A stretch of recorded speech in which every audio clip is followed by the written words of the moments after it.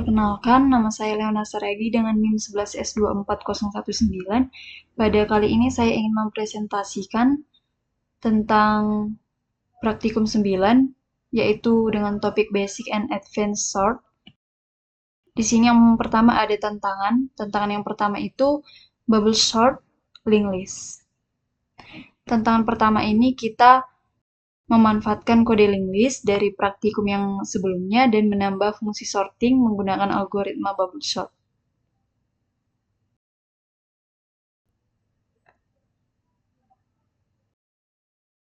Pertama, kita lihat class node.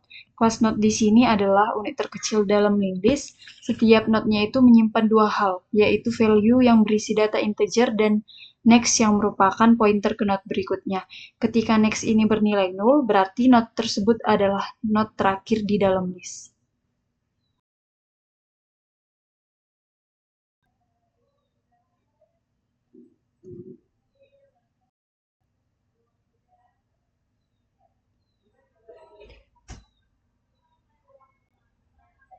Selanjutnya, di sini kelas linked list menyimpan 3 atribut, yaitu head adalah pointer ke node pertama, selanjutnya ada tail yang merupakan pointer ke node terakhir, dan length menyimpan jumlah node dalam list. Konstruktornya ini menerima satu nilai integer, membuat node baru, dan menjadikannya sekaligus sebagai head dan tail karena list baru berisi satu node dengan length di set 1. Lalu di sini ada metode append. Untuk metode append-nya ini digunakan untuk menambahkan node baru di akhir list. Apabila list kosong, node baru itu langsung menjadi head sekaligus tail. Apabila list barunya itu sudah berisi node, pointer next dari tail-nya itu saat ini diarahkan ke node baru. Kemudian, tail-nya ini diperbarui ke node baru tersebut. Length-nya ini akan diinkremen setiap kali append dipanggil.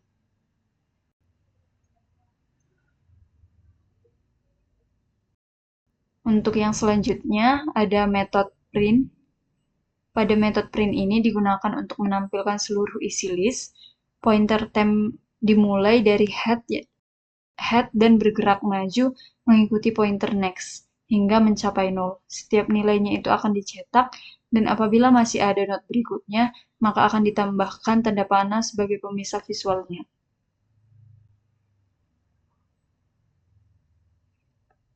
Dan untuk metode bubble sort merupakan bagian utamanya.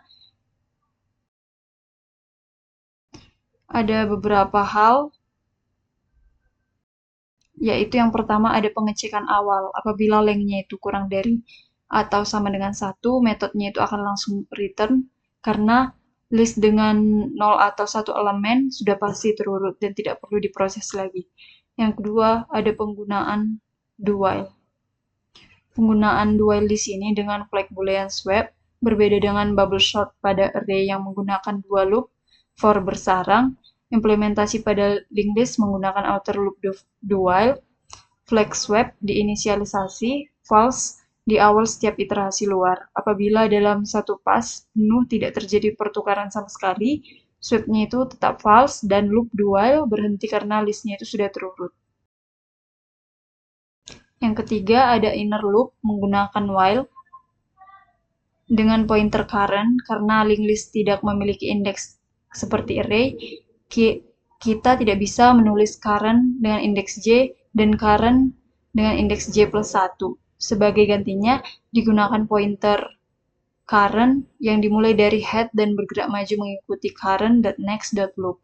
While-nya ini berjalan selama current.next tidak null, karena kita perlu membandingkan current dengan current.next, sehingga current-nya itu tidak boleh merupakan node terakhir. Yang keempat, ada pendekatan swap. Swap nilai bukan swap node, yang merupakan keputusan implementasi karena swap ini dilakukan pada current.value dan current.next.value menggunakan variabel sementara temp, bukan pada pointer node itu sendiri. Pendekatan ini jauh lebih sederhana karena swap pointer pada linked list itu memerlukan manipulasi pointer pref, current, dan next secara bersamaan yang kompleks. Dan dengan swap nilai, struktur pointer linked list tidak berubah sama sekali, hanya nilai di dalamnya yang berpindah.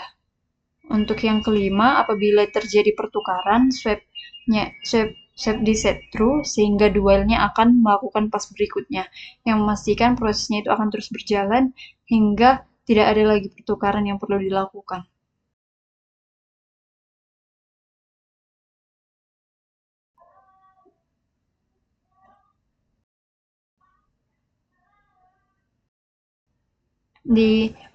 Pada app.java kita membuat link list dengan nilai awal 5, kemudian menambahkan 3, 8, 1, 4 menggunakan append sehingga listnya itu berisi 5, 3, 8, 1, 4.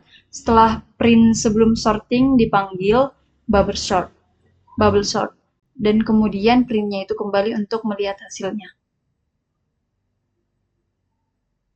Untuk pas yang pertama, 5 dan 3 itu dibandingkan. 5-nya itu lebih besar, maka ditukar menjadi 3, 5, 8, 1, 4. Kemudian 5 dan 8-nya dibandingkan dan tidak ditukar. Kemudian 8 dengan 1 dibandingkan, ditukar menjadi 3, 5, 1, 8, 4. Kemudian 8 dan 4 dibandingkan, ditukar menjadi 3, 5, 1, 4, 8. Swap true, lanjut pas kedua. Untuk pas kedua 3 dan 5 itu tidak ditukar. Dan 5 dan 1 ditukar menjadi 3, 1, 5, 4, 8. Selanjutnya 5 dan 4 ditukar menjadi 3, 1, 4, 5, 8. Dan 5 dan 8 tidak ditukar, maka akan swipe through lanjut ke pas yang ketiga. Di pas yang ketiga ini 3 dan 1 ditukar menjadi 1, 3, 4, 5, 8, 3. Dan 4 tidak ditukar. 4 dan 5 tidak ditukar. 5 dan 8 tidak ditukar, maka akan swipe through lanjut ke pas yang keempat. Untuk pas keempat, di sini ada 1 dan 3 tidak ditukar dan 3 dan 4 tidak ditukar, 4 dan 5 tidak ditukar. 5 dan 8 tidak ditukar, maka akan swipe-nya itu tetap false. Maka loopnya akan berhenti. List rootnya itu akan menjadi 1, 3, 4, 5, 8.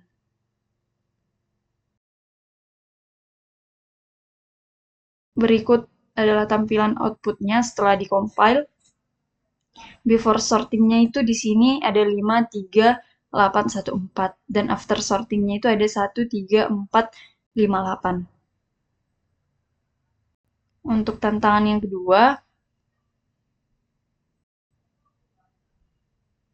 di sini kita diminta untuk melengkapi kode student helper untuk mengurutkan data mahasiswa berdasarkan tiga kriteria bertingkat, yaitu ada skor descending, nama descending, dan apabila skor sama, dan name ascending apabila nama juga sama.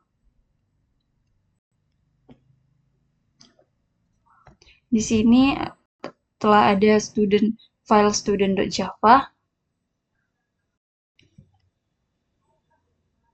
Kelas student di sini menyimpan 3 atribut, yaitu name bertipe string, dan score bertipe double. Konstruktor di sini menginisialisasi ketiga atribut tersebut. Method toString mengembalikan representasi string dari objek student dalam format name, pip, nama pip nilai dengan 2 desimal.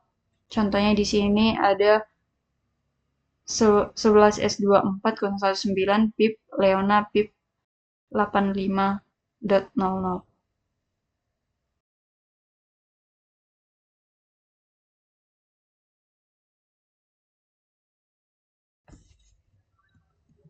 Selanjutnya, pada app.java, di sini program membaca input dari scanner.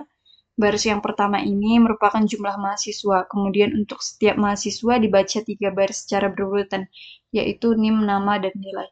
Setiap mahasiswa dibuat sebagai objek student dan disimpan ke array student.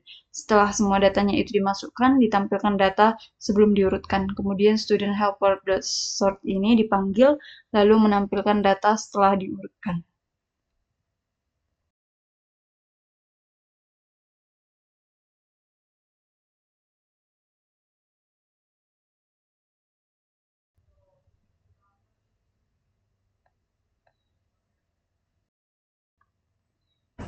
Selanjutnya di sini pada student helper.java, metode compare-nya ini adalah metode yang untuk menerima dua objek student yaitu A dan B dan mengembalikan nilai integer yang menentukan urutan relatif keduanya. Apabila nilai yang dikembalikan negatif berarti A itu harus berada sebelum B dan apabila positif berarti B-nya itu harus berada sebelum A. Apabila 0 berarti keduanya itu adalah setara. Dan kriteria yang pertama adalah skor secara descending. Digunakan double.compare b.score, a.score dengan B sebagai argumen pertama dan A sebagai argumen kedua, bukan sebaliknya. Dan untuk membalik urut dan trik yang tadi merupakan untuk membalik urutan menjadi descending. Apabila B.score lebih besar dari A.score, maka double.compare mengembalikan positif yang berarti B harus berada sebelum A. Sesuai dengan keinginan kita supaya nilainya itu lebih besar berada di atas, maka pengecekannya itu dilakukan dengan B.score tidak sama dengan A.score untuk menghindari masalah presisi floating point. Untuk kriteria yang kedua adalah nama secara ascending, yang hanya diperiksa apabila skor kedua mahasiswa sama. Digunakan a.name.compare to b.name yang mengembalikan negatif apabila nama A lebih awal secara alfabetis dari nama B, sehingga A itu berada sebelum B sebagai urutan ascending. Kriteria yang ketiga adalah NIM secara ascending, yang hanya diperiksa apabila skor dan nama keduanya sama. Digunakan a.nim.compare to b.nim dengan logika yang sama dengan perbandingan nama.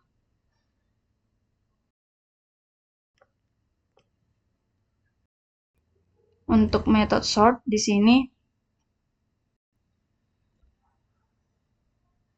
mengimplementasikan selection sort yang dimodifikasi untuk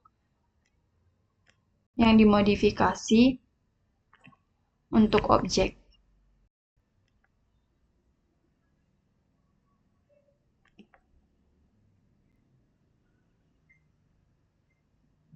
Di mana objek student loop luarnya ini berjalan dari indeks 0 hingga length -2 dan select index diinisialisasi sama dengan I sebagai kandidat posisi yang akan diisi.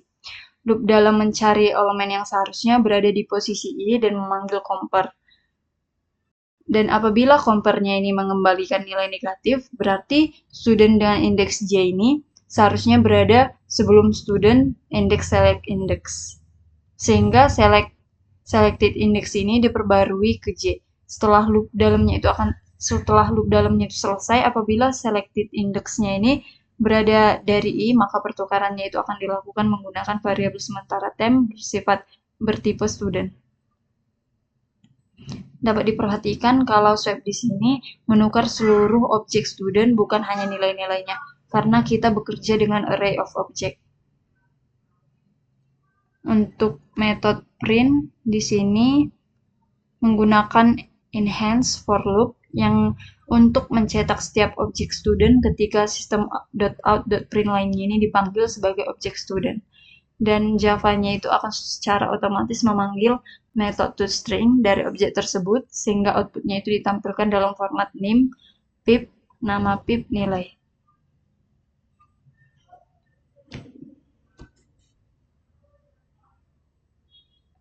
Setelah di-compile, kita di sini harus memasukkan input di mana telah terlihat di sini. Setelah kita memasukkan input sebagai berikut, maka akan keluar output sebelum diurutkan dan setelah diurutkan. Di sini, Budi dan Citra itu sama-sama memiliki nilai 90 tertinggi, sehingga keduanya itu berada di posisi teratas. Dan di antara keduanya ini, Budi berada sebelum Citra karena huruf B itu lebih awal dari C secara alfabetis. Dan sesuai kriteria nama ascending. Kemudian Ani dengan nilai 85 dan Leona dengan nilai yang sama karena A itu lebih awal dari L. Yang terakhir ada Ami dengan nilai 78 yang berada di posisi paling bawah karena memiliki nilai terendah dari semua mahasiswa.